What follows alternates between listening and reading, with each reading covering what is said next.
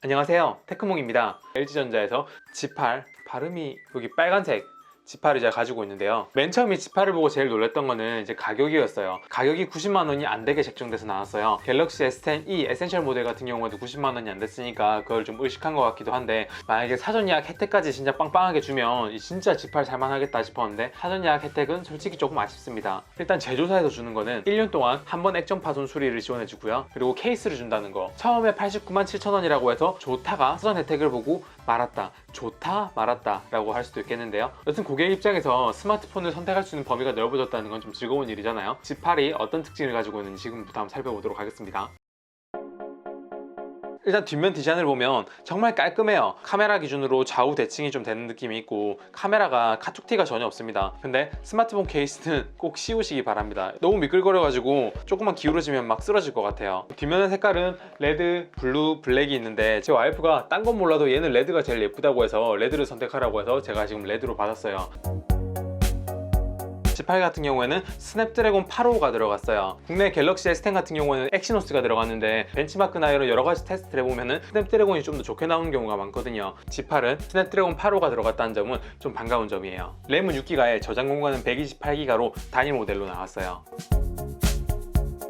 노치 디스플레이가 들어가 있어요. 상하 좌우의 베젤은 좀 두꺼운 편이에요. 이번에는 디스플레이를 OLED를 썼습니다. IPS가 아니라요. IPS 디스플레이 같은 경우에는 검은색을 검은색으로 표현 못하고 회색으로 표현한다고 얘기를 하잖아요. OLED 같은 경우에는 색감이 훨씬 더 진하고 배터리 소모가 적기 때문에 이번 G8 같은 경우에는 이렇게 진한 배경화면을 쓴 게 이게 OLED를 썼다는 걸 그만큼 강조하려고 한 것 같아요. 다만 버닝 현상에 대해서는 자유로울 수 없겠죠.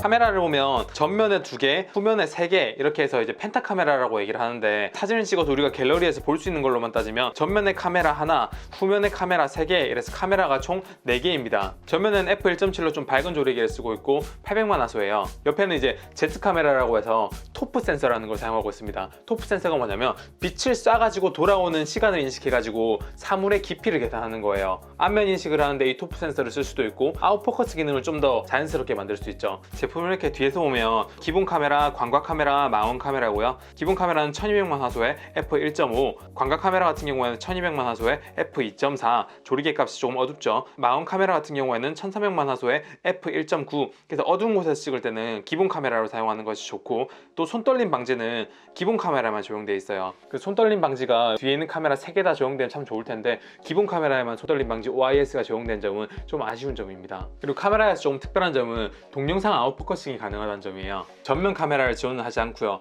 후면 카메라만 지원을 하고 있습니다. 셀카로 찍었을 때 동영상 아웃포커싱이 좋을 텐데 그게 안 된다는 점은 좀 아쉽네요.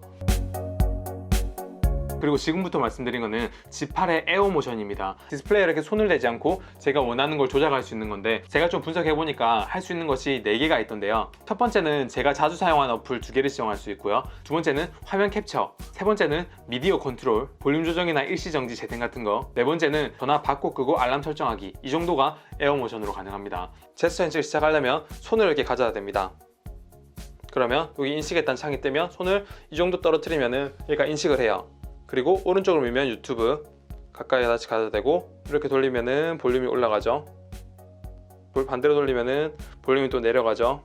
주먹을 쥐면 화면 캡처. 처음 해보시면 절대 저처럼 이렇게 제스처 인식이 잘 되지 않을 거예요. 이 거리를 어느 정도 파악을 하면 제스처 인식을 제대로 쓸 수 있을 거예요. 제스처 인식이 어느 정도 익숙해지면 쓸만하다는 건 알겠는데 진짜 편리하다 이 정도는 아니에요. 제스처를 인식하기 위해서는 처음에 제스처를 활성화시켜야 되는데, 활성화시키기 위해서는 손을 가까이 가져다 대야 되고, 그 시간을 한 1초나 2초 정도 있어야 위에 제스처 컨트롤이 활성화되거든요. 그래서 손에 무슨 뭐가 묻었거나 진짜 피치 못할 사정일 땐 이 제스처 컨트롤 쓰는데, 이 제스처 컨트롤이 너무 편해서 나는 항상 쓴다? 이거는 조금 잘못된 말인 것 같아요. G8 같은 경우에는 눈에 띄는 보안 인식이 3가지가 있습니다. 첫 번째는 애플의 페이스 아이디하고 비슷한 안면 인식이고요. 두 번째는 우리가 그냥 많이 쓰는 후면 지문 인식 센서예요. 그리고 세 번째는 정맥 인식이라고 하는 거예요. 우리 지문이 다 다르듯이 손에 흐르는 정맥도 다 다르거든요. 위에다가 이렇게 손을 올리면은 그 정맥을 인식해가지고 잠금이 해제되는 겁니다. 이렇게 책상 위에 올려놓은 상태에서 잠금을 해제하려고 그러면 안면 인식 같은 경우에는 얼굴을 이렇게 대야 되잖아요. 디스플레이 지문 인식이 아니니까 스마트폰을 들어야만 되잖아요. 스마트폰을 안 들고 얼굴도 들이밀지 않고 잠금을 해제할 수 있는 방법이 있습니다. 근접 센서를 한번 인식시키고요.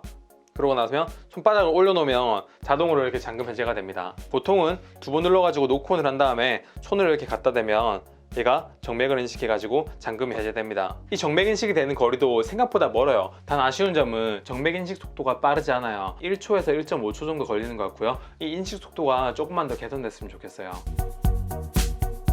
배터리 같은 경우에는 전작에는 3000mAh였는데 이번에는 3500mAh로 500mAh 정도가 늘었죠. 예전에는 IPS 디스플레이를 썼는데 이번에는 OLED 디스플레이를 써서 디스플레이 방식 변경에 따른 배터리 이득도 분명히 있을 거예요. G 시리즈 최초로 듀얼 스피커를 탑재했는데 하나는 스피커가 밑에 있는데 나머지 하나 스피커는 위에 보면 특이한 게 스피커 홀이 없어요. 처음에 이게 무슨 듀얼 스피커라고 생각할 수 있는데 위에 스피커 홀이 없으면 전화 받을 때 소리는 어디서 날까요? 소리는 이 액정 자체에서 소리가 납니다. 이 G8이라는 스마트폰이 새로운 신기술이 많이 적용이 됐는데 사용자가 잘 쓰면 좋은 거 그런 것들은 확실히 여기 있습니다. 그냥 막 써도 좋은 거 그런 기술들이 좀 들어갔었으면 좀 더 좋았지 않았나 싶습니다. G8을 사용해본 지 얼마 안 돼서 G8에 대한 완전한 평가를 내리기 힘들겠지만 앞으로 G8 띵큐에 대해서 조금 더 영상을 더 많이 올리도록 할 테니까 궁금한 거 있으면 리플 달아주시고요. 저는 충분히 지금 G8은 가격 대비 성능비는 좋은 스마트폰이라고 생각합니다. 다만 LG전자 스마트폰 특징상 감가가 조금 셀 것 같다는 건 어쩔 수 없는 것 같아요. 이번 영상은 여기까지고요. 다음에도 더 좋은 영상으로 찾아뵙도록 하겠습니다. 감사합니다. 테크몽이었습니다.